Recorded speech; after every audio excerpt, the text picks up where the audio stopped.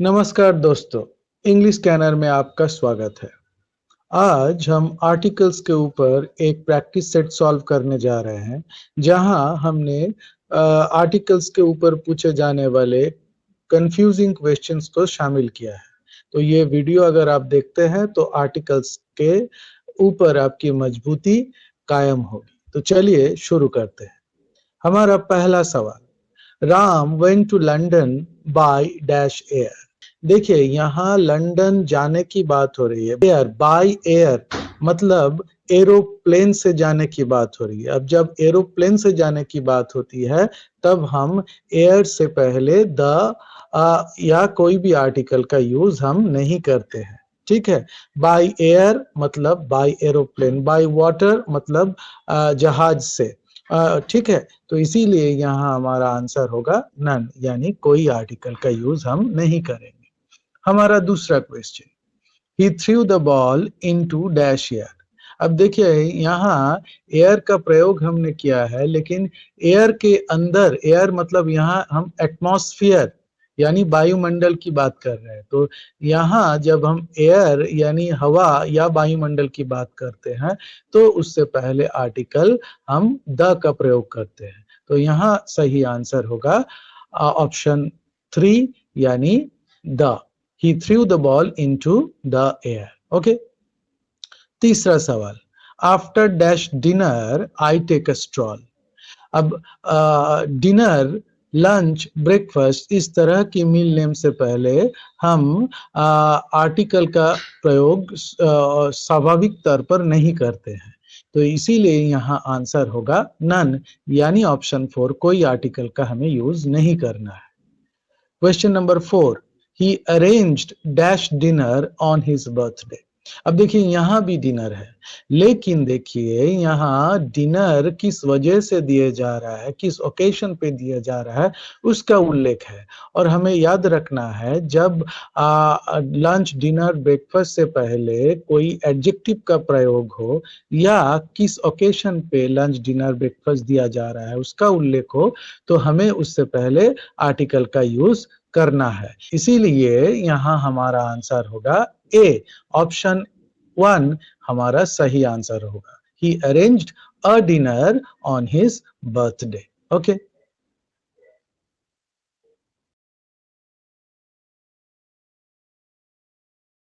हमारा पांचवा question, man first set dash foot on Mount Everest in 1953। अब set foot ये एक फ्रेज है। सेट फुट मतलब पैर रखना। तो यहाँ हमारा आंसर होगा नन, यानी कोई आर्टिकल हमें यूज नहीं करना है। Question number 6, the BCCI made Rohit dash captain of the team. अब देखिए यहाँ कैप्टन एक कॉम्प्लीमेंट है और मेड एक ट्रांजिटिव वर्ब है। हमें याद रखना है जब ट्रांजिटिव वर्ब का कॉम्प्लीमेंट हो तो उससे पहले हमें आर्टिकल का यूज नहीं करना है। ठीक है। BCCI made Rohit captain of the team, यानी यहाँ कोई आर्टिकल हमें यूज नहीं करना है। हमारा आंसर होगा option 4, none. Question number 7, question number 7, he became dash famous doctor. यहाँ डॉक्टर एक कॉम्प्लीमेंट है, लेकिन बिकेम एक इंट्रांजिटिव वर्ब है क्योंकि इसके पीछे कोई ऑब्जेक्ट नहीं है। और हमें याद रखना है कॉम्प्लीमेंट अगर इंट्रांजिटिव वर्ब का हो तो वहां हमें आर्टिकल का यूज करना है। इसीलिए यहाँ हमारा आंसर होगा option 1 A, he became a famous doctor. Question number 8, Dr. Sen dash headmaster of the school has died. यहाँ देखिए डॉक्टर सेन के पीछे हेडमास्टर ऑफ द स्कूल एक एपोजिशन है।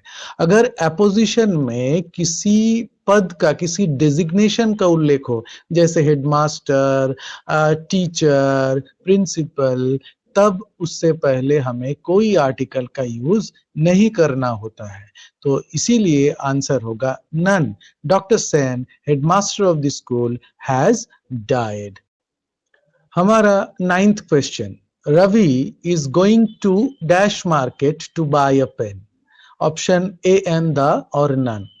मार्केट, वैसे आपको याद रखना है मार्केट, स्कूल, कॉलेज, इन जगह से पहले हम आर्टिकल का यूज नहीं करते हैं अगर वहां प्राइमरी पर्पस के लिए उनका उल्लेख हो। तो अब रवि मार्केट पेन खरीदने के लिए जा रहा है। अब मार्केट तो चीजें खरीदने के लिए हम जाते हैं, सो प्राइमरी पर्पस का यहाँ उल्लेख है, इसीलिए यहाँ हमारा आंसर होगा नन, यानी कोई आर्टिकल का हमें यूज नहीं करना है। Question number 10, Ravi lives near dash market. देखिए यहां भी मार्केट है, लेकिन यहाँ मार्केट का उल्लेख चीजें खरीदने के लिए नहीं हो रहा है, तो यानी प्राइमरी पर्पस के लिए मार्केट का उल्लेख यहाँ नहीं हुआ है, तो यहाँ हमें आर्टिकल का यूज करना है, इसीलिए यहाँ हमारा आंसर होगा the. He lives near the market. Okay, question number 11, my father is at dash home. Home से पहले हम कभी आर्टिकल का यूज नहीं करते हैं, इसीलिए यहाँ हमारा आंसर होगा option 4 none, my father is at home. Question number 12, Sunil was born in dash home of his uncle. यहाँ भी होम है, लेकिन यहाँ होम एक पर्टिकुलराइज्ड होम है। होम कौन सी होम? उसके अंकल का होम, तो यहाँ होम वर्ड को हम पर्टिकुलराइज कर रहे हैं, इसीलिए इससे पहले हमें द आर्टिकल का यूज करना है, तो सही आंसर होगा ऑप्शन 3 द। अगर ये वीडियो आपको पसंद आ रहा है, वीडियो से आप नया कुछ सीख रहे हैं, तो जरूर इस वीडियो को लाइक और शेयर कीजिए और हमारे चैनल इंग्लिश स्कैनर को सब्सक्राइब कीजिए, ताकि इस तरह की इंफॉर्मेटिव वीडियो आप देख सके। चलिए बढ़ते हैं क्वेश्चन नंबर 13 की ओर। Dash Everest is the highest peak in the world. याद रखना है कि अगर चोटी या पीक है तो उससे पहले हमें कभी आर्टिकल का यूज नहीं करना है, लेकिन अगर माउंटेन रेंज है यानी हिमालय, आल्प्स, ऐसे माउंटेन रेंज यानी पर्वत श्रेणी है, तो उससे पहले हमें आर्टिकल द का यूज करना है। यहाँ एवरेस्ट एक सिंगल पीक है, इसीलिए इससे पहले हमें आर्टिकल का यूज नहीं करना है। ऑप्शन 4 नन होगा हमारा correct answer. Question number 14, dash summer is the season of fruits. हमें याद रखना है समर, विंटर, इस तरह की सीजन के नामों से पहले कभी आर्टिकल का यूज हम नहीं करते हैं, इसीलिए ऑप्शन 4 नन होगा हमारा करेक्ट आंसर, कोई आर्टिकल यूज नहीं करना पड़ेगा। 15, dash children love playing in the rain.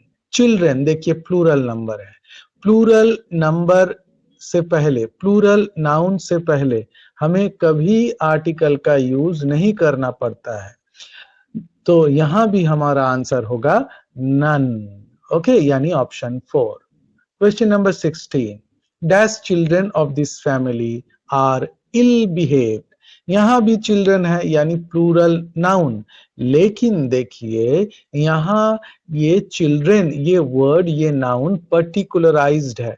हम जनरल चिल्ड्रन, जनरल बच्चे की बात नहीं कर रहे हैं, यहाँ हम इस परिवार के बच्चे की बात कर रहे हैं। अगर इस परिवार के बच्चे की हम बात करते हैं, यानी हम विशेष बच्चे की बात कर रहे हैं, विशेष बच्चों की बात कर रहे हैं, विशेष चिल्ड्रन की बात कर रहे हैं, तो इसीलिए यहाँ हमें द आर्टिकल का यूज करना है। The children of this family are ill behave. तो बढ़ते हैं क्वेश्चन नंबर 17 की ओर।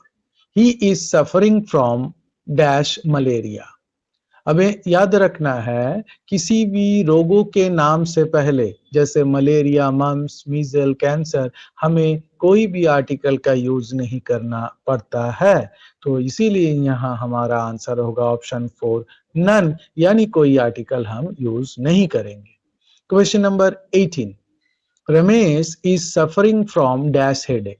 अब देखिए यहाँ हेडेक है यानी सरदर्द, तो आपको याद रखना है कोल्ड और हेडेक, इन दोनों रोगों से पहले आपको ए आर्टिकल का प्रयोग करना होता है। स्पेसिफिकली याद रखना है हेडेक और कोल्ड, तो इसीलिए हमारा आंसर होगा ऑप्शन 1 यानी A, Ramesh is suffering from a headache. हमारा 19th question, dash wisdom of Solomon is well known. अब देखिए विजडम यानी बुद्धि, अब ये तो एक एब्स्ट्रैक्ट नाउन है और यूजुअली हम एब्स्ट्रैक्ट नाउन से पहले कोई आर्टिकल का यूज नहीं करते हैं, लेकिन यहाँ देखिए विजडम ऑफ सोलोमन यानी सोलोमन के विजडम, सोलोमन के बुद्धि की हम बात कर रहे हैं, यानी यहाँ एब्स्ट्रैक्ट नाउन को हम पर्टिकुलराइज कर रहे हैं, एक विशेष एब्स्ट्रैक्ट नाउन की हम बात कर रहे हैं। और अगर एब्स्ट्रैक्ट नाउन को हम विशेषित करते हैं तो उससे पहले द आर्टिकल का प्रयोग हमें करना पड़ता है, इसीलिए यहाँ ऑप्शन 3 यानी द होगा हमारा सही आंसर।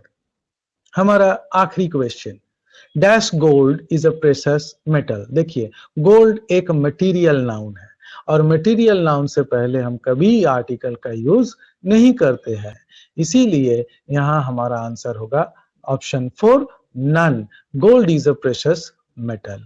तो अगर ये वीडियो आपको पसंद आया है तो वीडियो को आप जरूर लाइक और शेयर कीजिए और इस तरह की इंफॉर्मेटिव वीडियो के लिए आप हमारे चैनल को सब्सक्राइब कीजिए और नोटिफिकेशन बेल को दबा दीजिए।